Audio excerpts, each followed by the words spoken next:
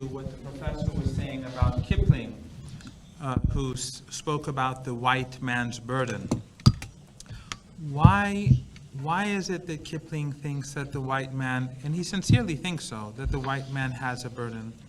That is because of the belief that either racially or culturally there is a hierarchy. Remember again Hegel and this Hegelian notion.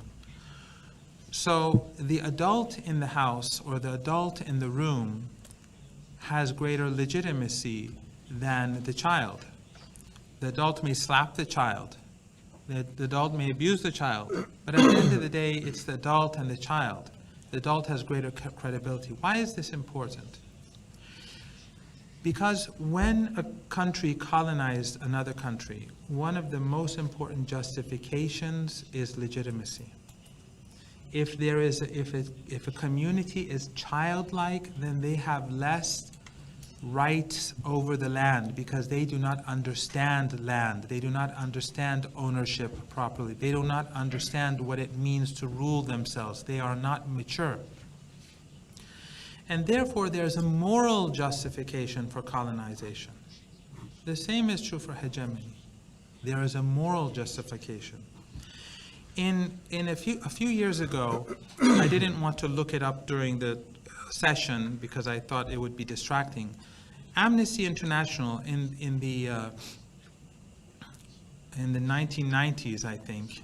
No, sorry, in the first decade of the 21st century, NATO had a conference in Chicago, I think, and Amnesty International held a session in Chicago.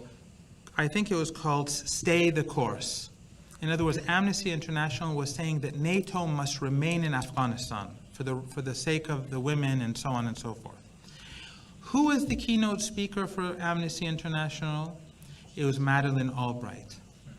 Madeleine Albright, who was the Secretary of State of the United States during the period when Iraq was facing maximum sanctions. Up to the point, she had a famous interview. As you know, 1 million children died as a result of the sanctions. At that time when this interview was carried out with Madeleine Albright, the Secretary of State of the United States, 500,000 had died.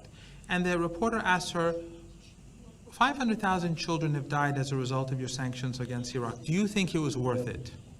And she says, yes, I think it was worth it. This mentality in Amnesty International, Madeleine Albright, in the Western world is based upon this assumption of a burden.